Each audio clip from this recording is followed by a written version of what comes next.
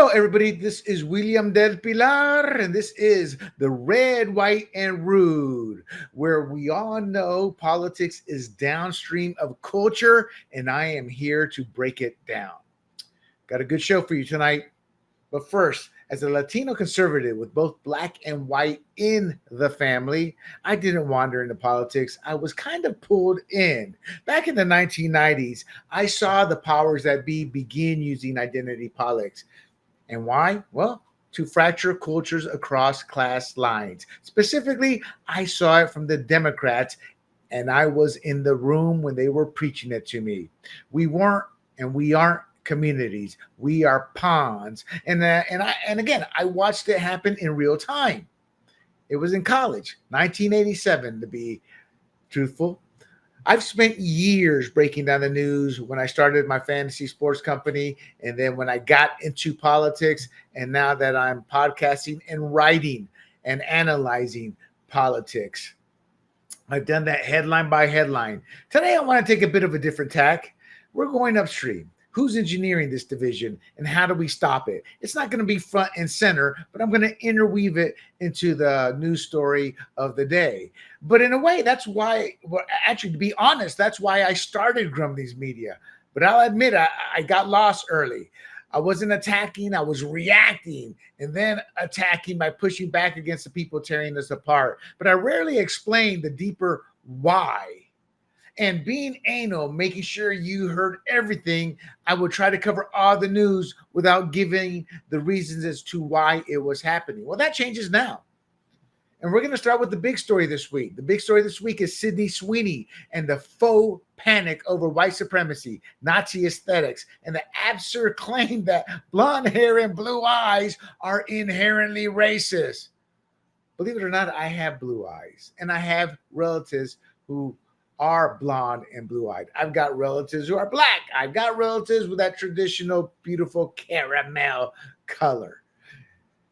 Then we're going to hit with my closing segment, what I call the Rude Rundown. And that's a lightning round of news that caught my eye. We're going to talk a little bit about Jay Leno. Keeps it simple and true. Arnold Schwarzenegger's career. It might finally be over. And will we ever get unbiased news again? Maybe a reformed CBS will lead the way. And did you know tourism's down in Vegas? It's not a shocker to us who have been going to Vegas. I remember the 90s and Vegas. $3 all you can eat. Chicken and eggs or steak and lobster. A room, $49.99, Those are days of yesterday. But before we dig in, bookmark grumblingsmedia.com and follow us on YouTube.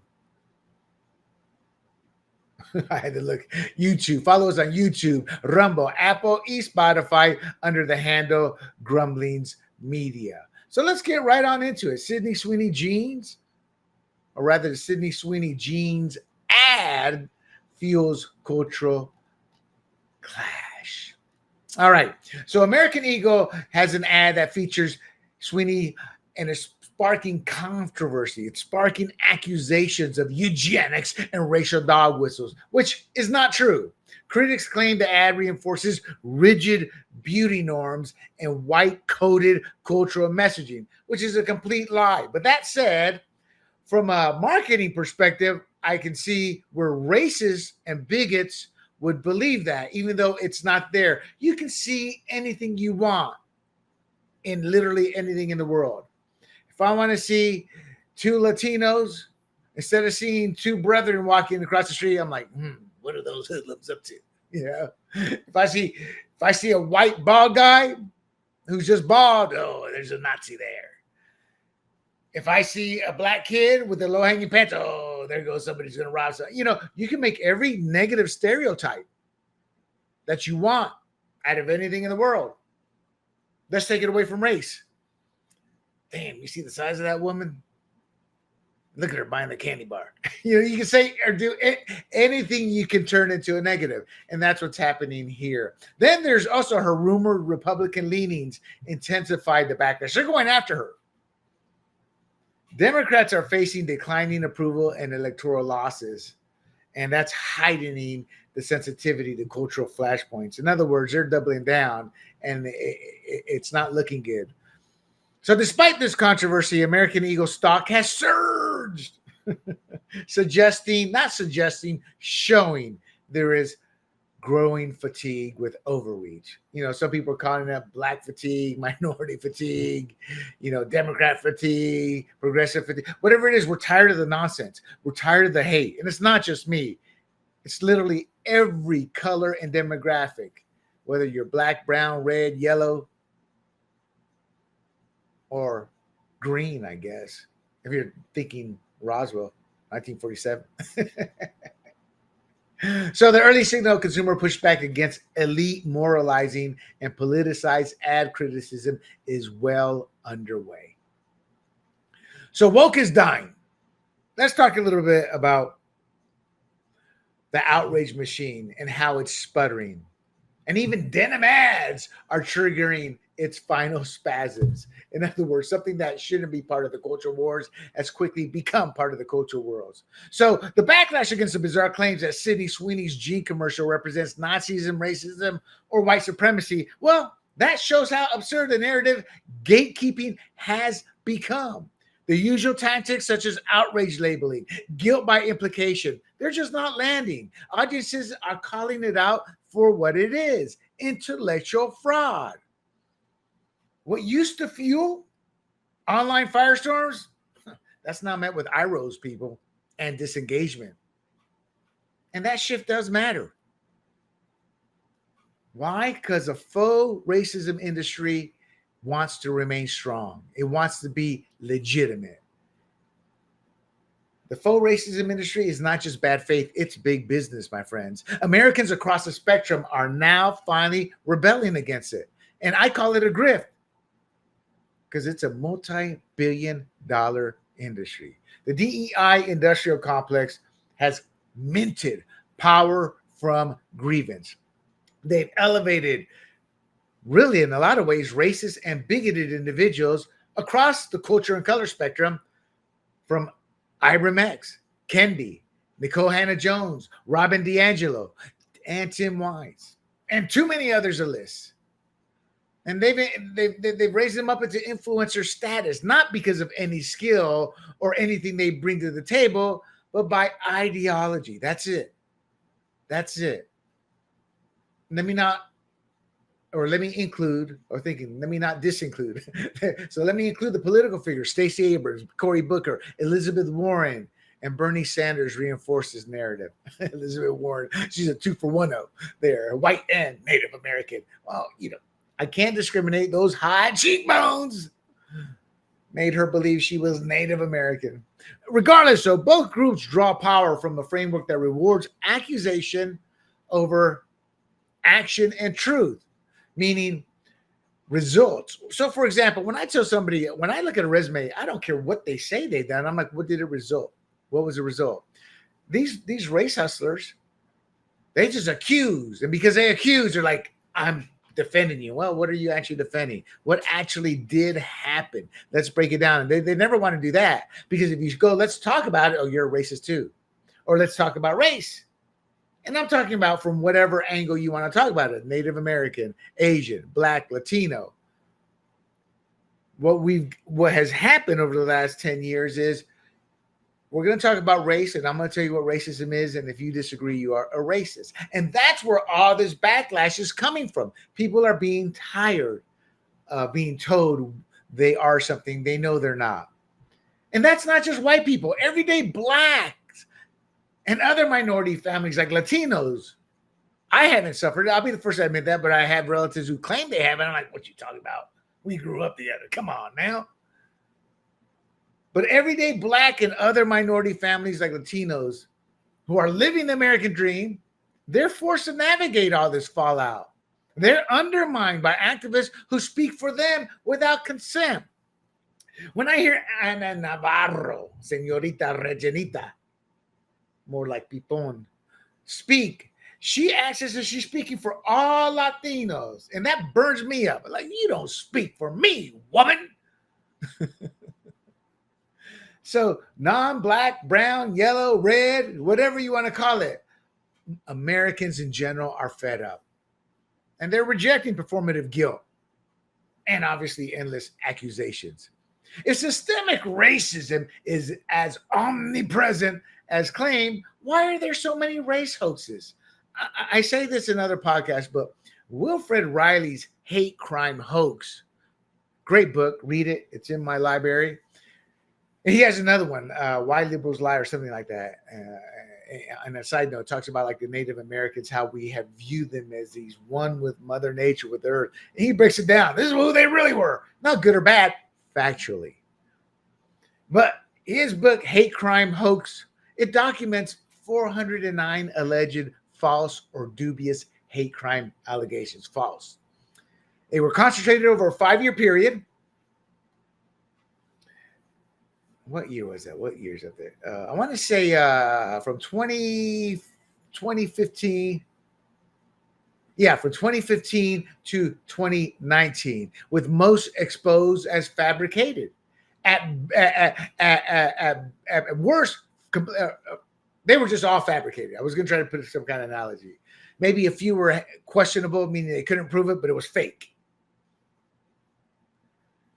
So if Riley tracked 400 hoaxes before 2019, how big do you think that number is today after COVID, George Floyd, the DEI explosion, and a media ecosystem that's starving for outrage? It's probably 500, 600 at the minimum that they can go out and document, not counting what they can't. And that's all that he could document in that 5-year period. He himself, I believe, may have said, I don't know how many more, but there's more out there. That's just what I found. And still, the media treats every new accusation like gospel, as if it's true. And then another dirty little secret that they do is they make everything a white attacker in the documents, and they're brown or black. There's not, a guy was arrested, race, white. You're looking at the guy. Ooh, it's kind of like what CNN did last week with the attacker in New York. You could look at him and clearly tell he wasn't white. And we suspect he could be a white man. It's not about putting blame on any person here or there, because we're all accepted as Americans. They're trying to separate us and create these barriers of hate between us. That's why. I guess that's a good segue into why it's happening. This isn't chaos, people. It's strategy. The culture war is a camouflage for class protectionism. So what do I mean by that? Those in power benefit from division. Always have since the dawn of the time. And they're fueling black versus white, black versus brown, brown versus white. And there's one group that's always singled out as being the enemy, white.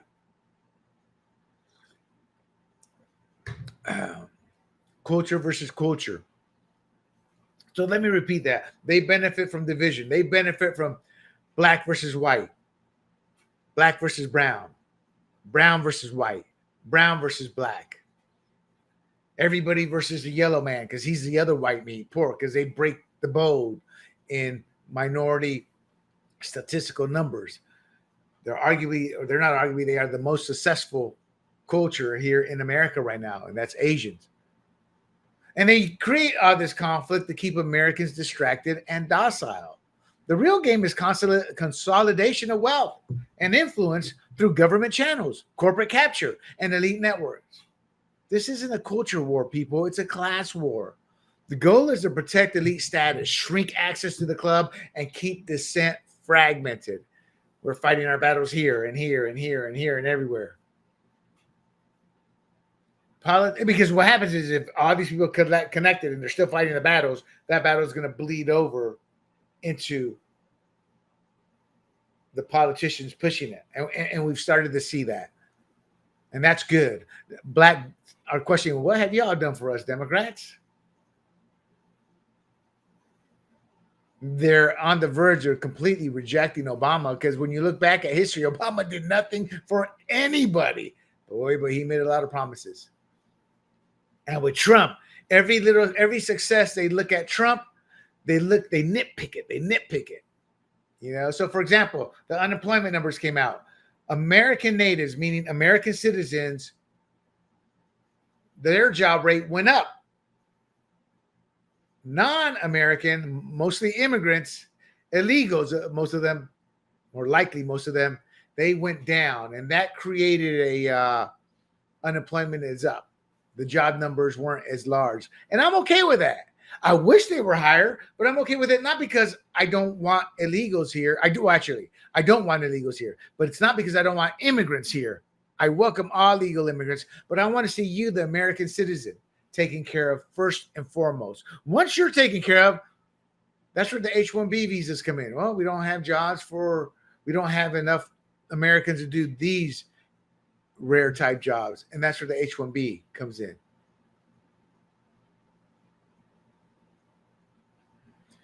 So it's not a culture war, it's a class war. Politicians and cultural figures are well-paid pawns as well. They're in on the game. They love it. They know what their job is. But they are there, the Schumers, the Pelosi's, the McConnells. They're there to shield the old money and billionaire elite class. And at the same time, they get to enjoy the perks of that power. And look at Nancy Pelosi. She went from being a working class woman to being worth what, 100 some odd million now? How do you do that? Doing government service. So as long as the public, the constituent, the average Joe, aka the working class, and the underserved class, i.e. the poor class, as long as we're fighting each other, we're not holding the real power brokers accountable. So what can we do to stop it? Well, the chaos isn't permanent. Reversing it starts with rebuilding what we've allowed to break.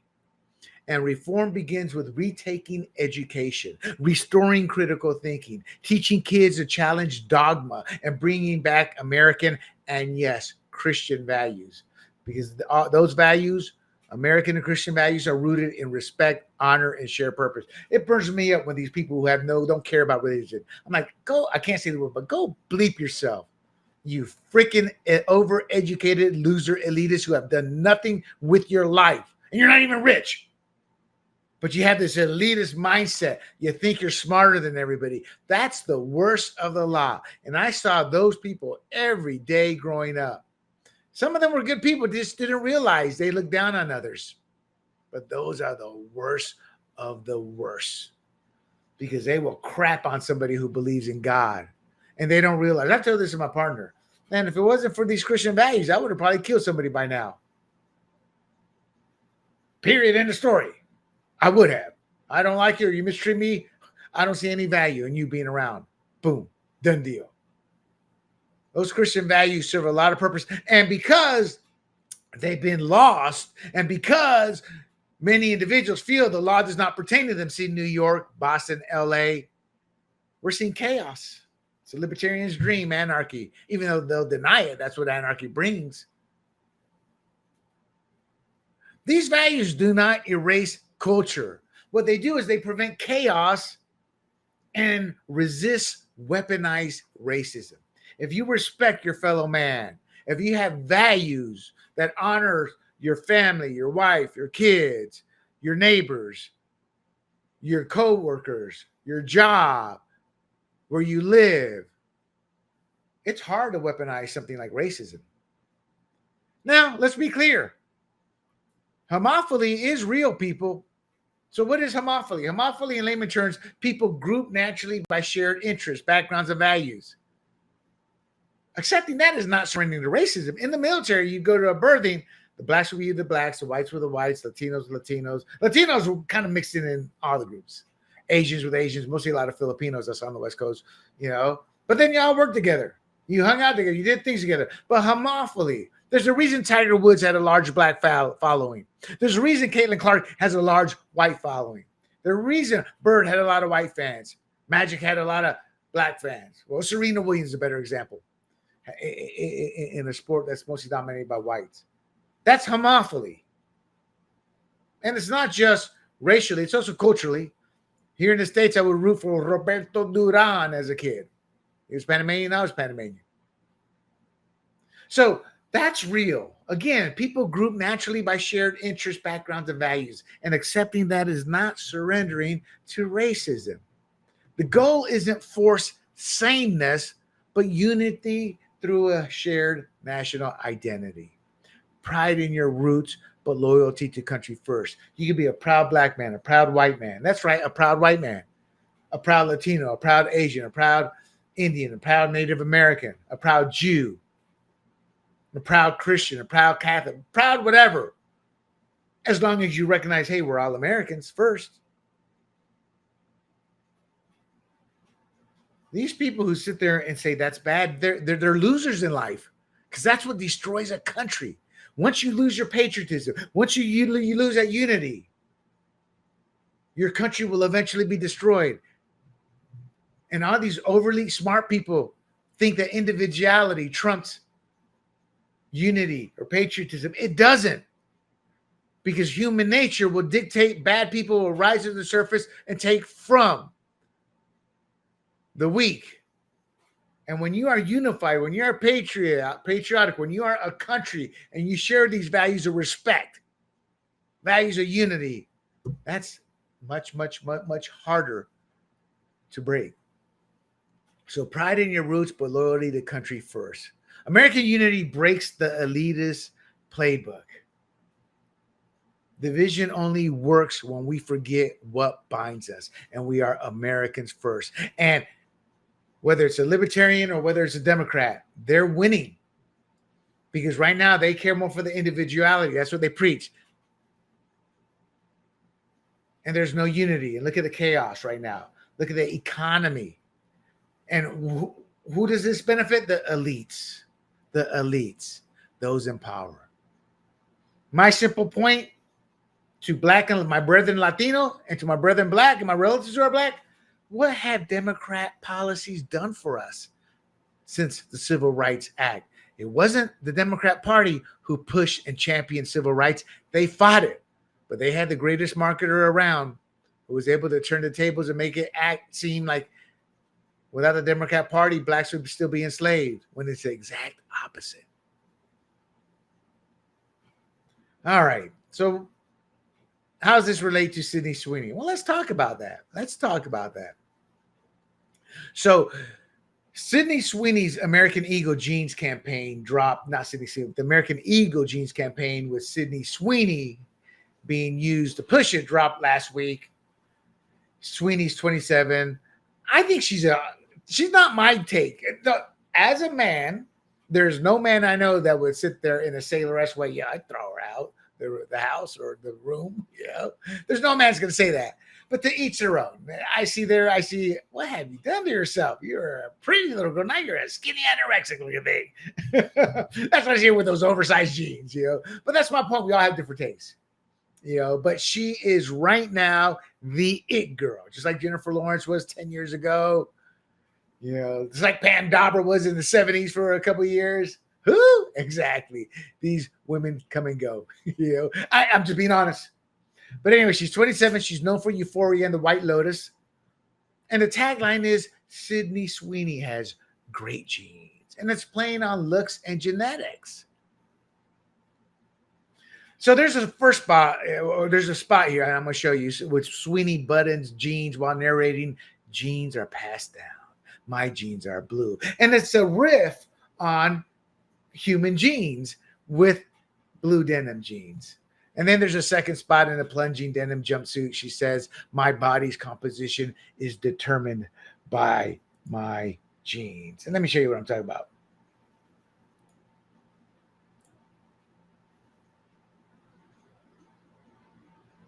Genes are passed down from parents to offspring, often determining traits like hair color, personality, and even eye color. My genes are blue. Sydney Sweeney has her genes. Now, let's be honest. That's a great ad. It really is. It's a great ad. I found it like, that's good marketing. That's good marketing. and here's some of the images of her.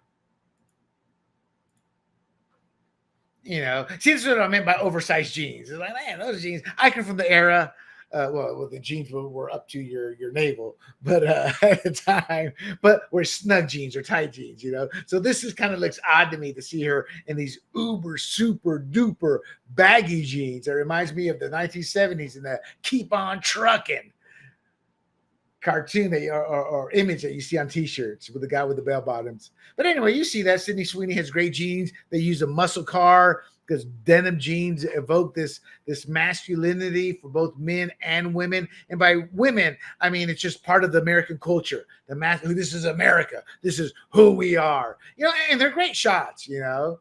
They're great shots, you know. But this triggered the left. Critics framed the great jeans line as coded propaganda, promoting whiteness, beauty standards, eugenics, and exclusionary ideals. And some Democrats publicly labeled the ad as it's hostile, it's harmful. And they position the ad as culturally harmful, as seen by some as emblematic of the political overreach driving voter backlash. That's how I see it.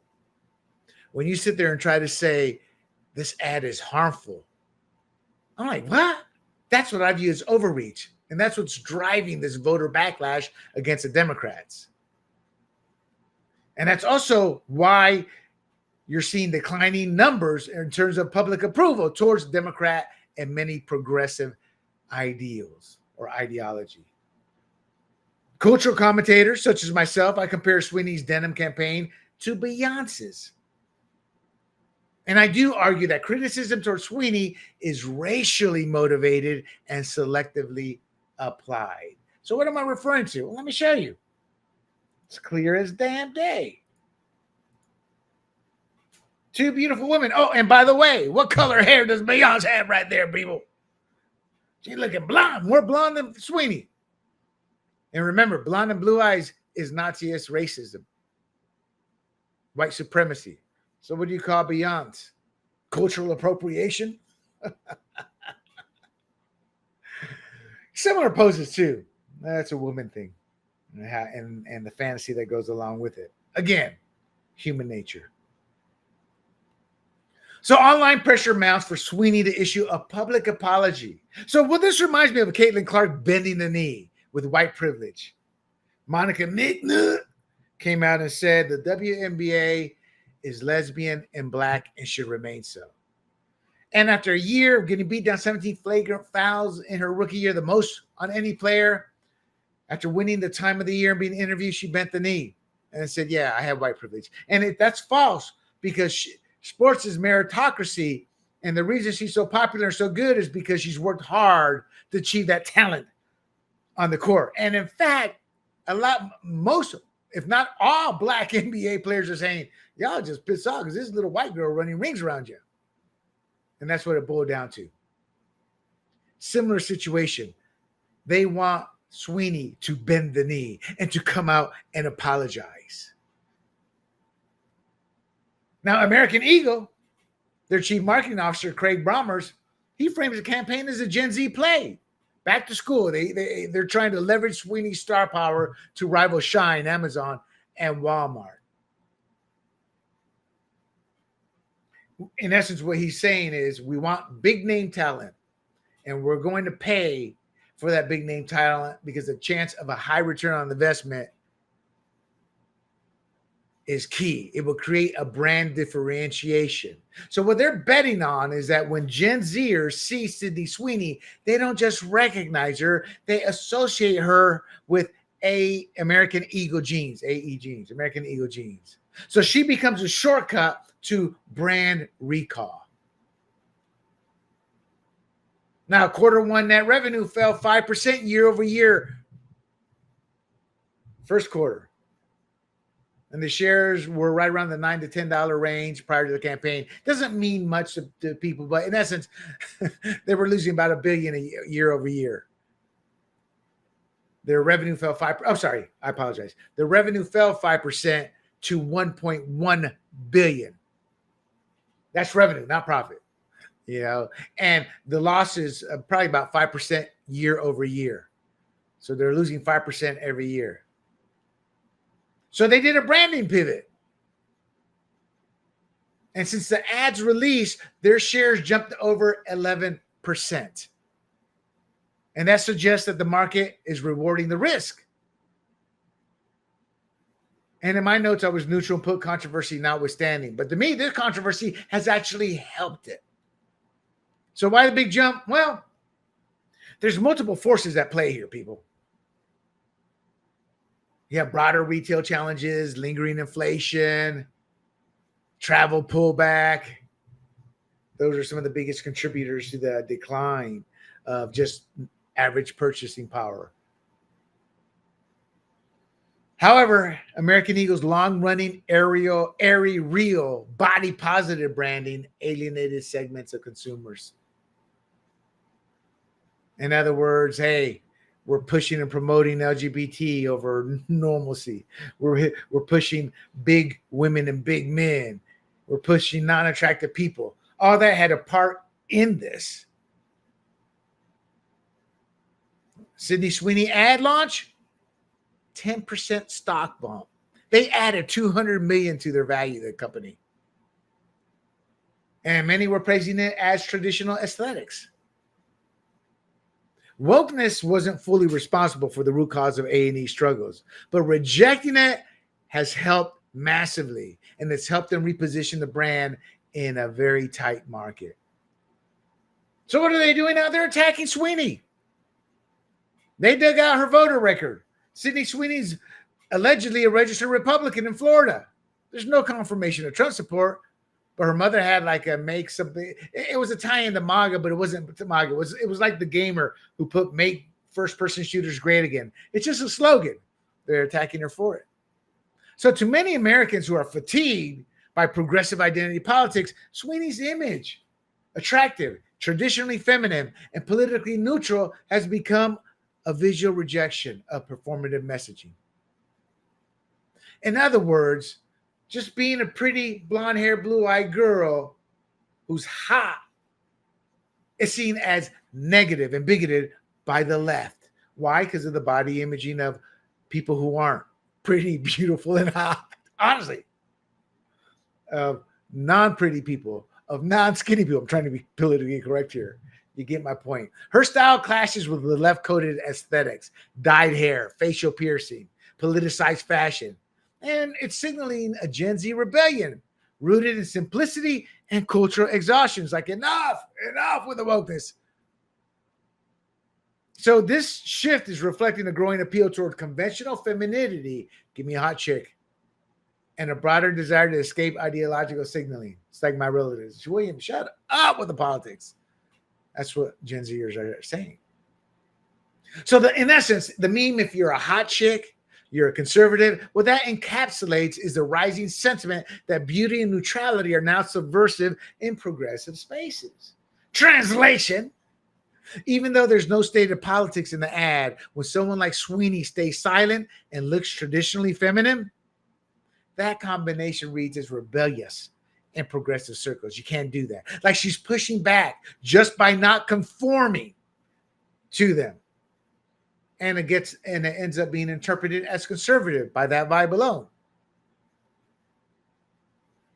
So just being herself, a beautiful young girl promoting jeans, having blonde hair and blue eyes, that's non-progressive. They don't like that. They'd rather see a Latina, a Black, an Asian, fat person with a nose ring portraying herself sexually and saying that's beautiful. So they get mad when that image is replaced by one like Sweeney. Young men are trending right, people. That includes Gen Z. Some voices claim young women are quietly following, drawn to traditional cues and repelled by progressive excess. Sweeney's look is increasingly used as a cultural counterpunch to progressive aesthetics. Blonde, apolitical, and a rebuke to activist style tropes.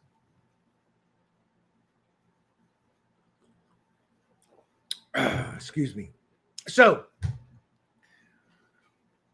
let's talk about Brooke Shields. Y'all don't remember this campaign, but most of y'all were not alive at the time.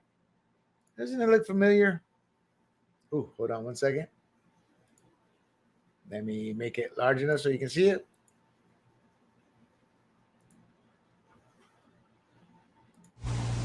The secret of life lies hidden in the genetic code. Genes are fundamental in determining the characteristics of an individual and passing on these characteristics to succeeding generations.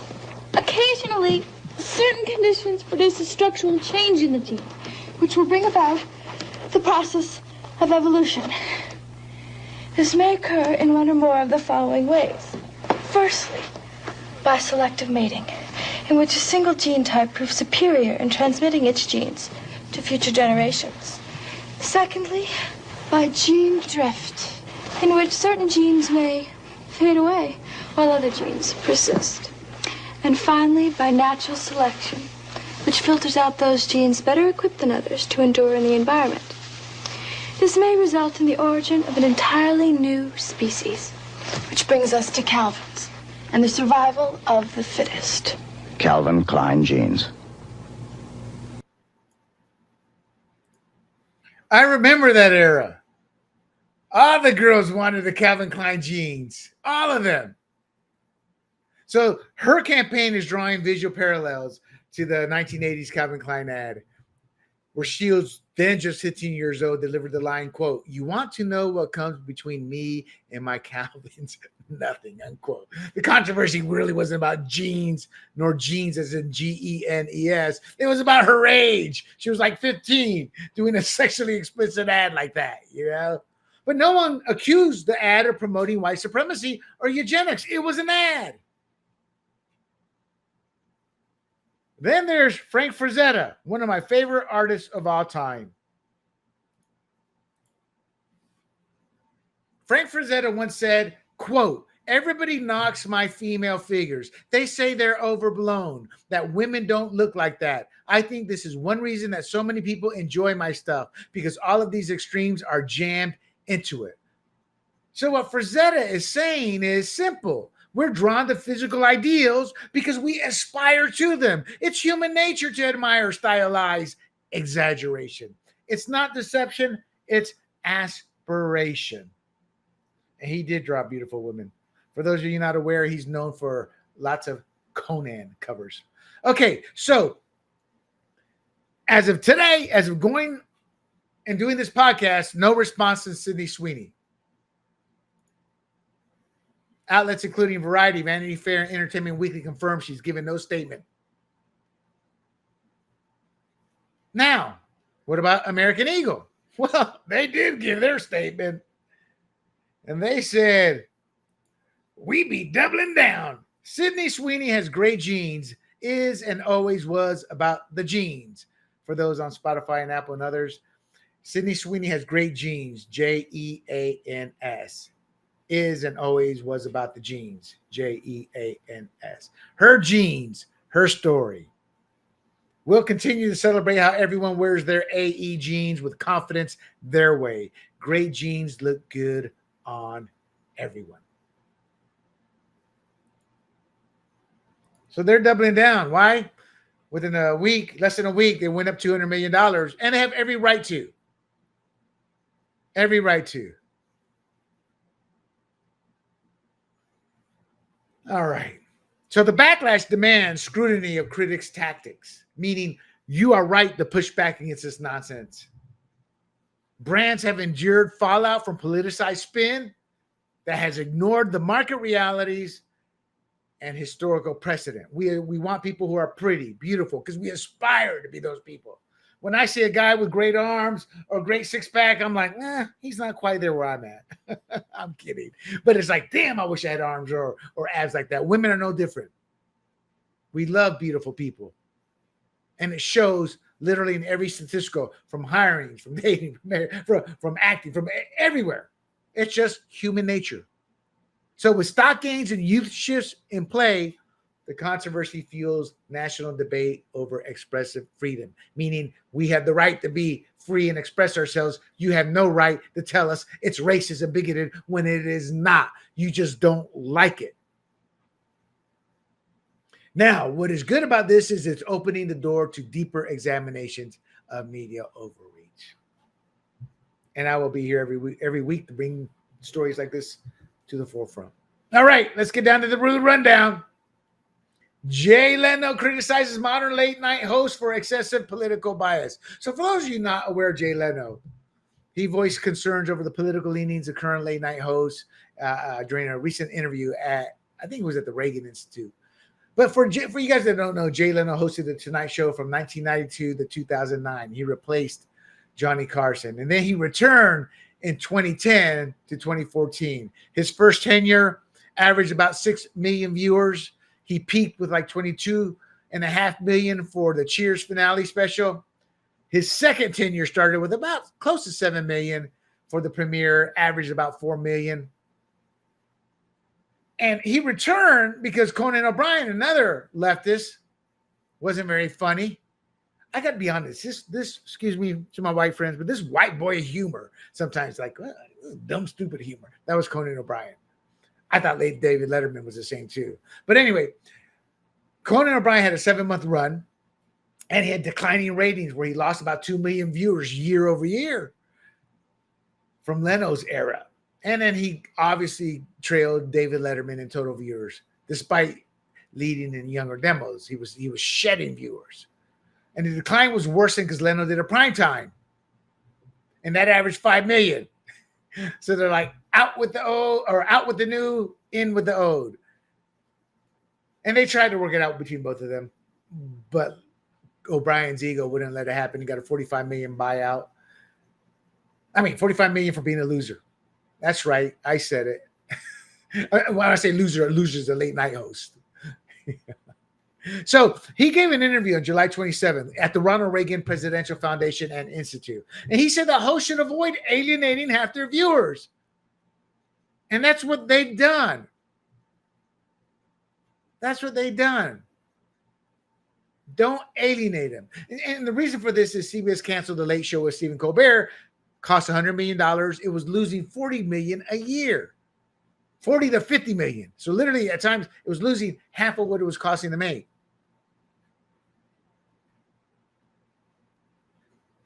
And he's right. Johnny Carson never alienated his viewers. Michael Jordan, they asked Michael Jordan, why aren't you political? He goes, his Republicans buy my shoes. All right. Netflix cancels Arnold Schwarzenegger's FUBAR after 2 seasons amid viewership drop.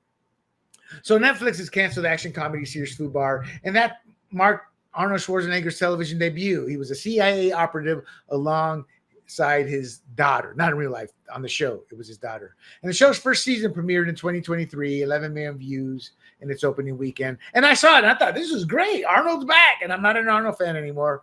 But the second season only attracted 2.2 million views, and it peaked at number 10. And then that's a top 10 English language series. Before exiting after week 4, it did not have holding power. And they canceled it shortly thereafter. They canceled it shortly thereafter his 78th birthday. Now, the fan feedback deemed the second season dull, and there's even a plagiarism claim that was filed over a supermarket ad plot. And they're demanding $1.5 million, so it's gone from canceled to worse. But the reason viewers stopped watching was due to the second season being unbearably dull. It was a significant quality drop from the first season. It became overly silly and unentertaining. And then it was an extremely long wait between seasons. I fell into that. I saw the first episode, and I barely made it through it. I'm like, yeah, this is long, boring. And I'm like, I know everything's fake, but at least put a little bit of reality touch into it. It's like, come on. And that's what happened. People said, enough of this nonsense. I think Arnold's career is over.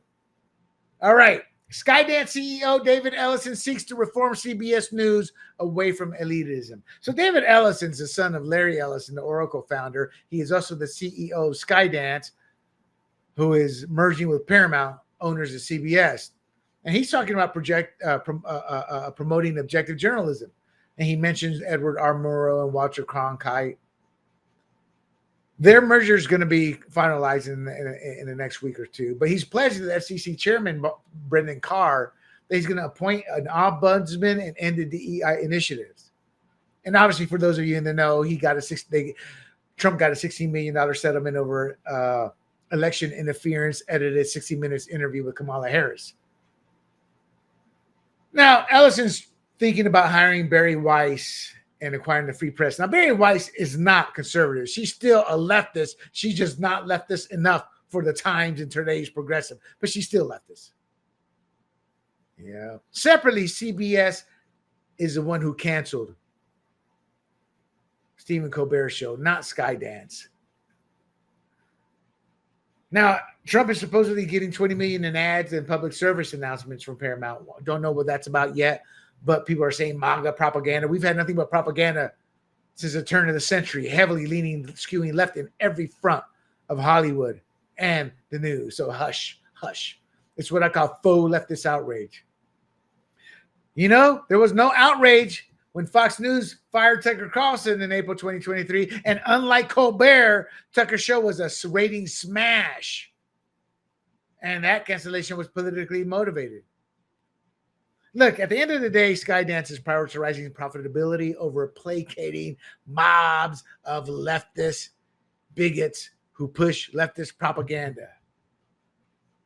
We've had nothing but extreme left bias in legacy media. And that's done nothing but accelerate the network loss of viewers to streaming and other alternatives. In other words, all this leftism, including news and late night shows with Colbert and their news divisions, people are just leaving faster than they would have. All right, let's close it out with Las Vegas tourism faces steep decline. It's probably a story that probably went under the radar, but Vegas, once the hub of let's go travel. It's what happens in Vegas stays in Vegas. Remember the wild times, the hangover. You know, Las Vegas is enduring a market tourism slump. Resort promotions just aren't overcoming the cost to go to Vegas. Now, the left is using this to claim restrictive U.S. policies deterring visitors as one big reason. It's not true. Visitor declines started pre-COVID. You know, you have higher resort costs, $20 drinks.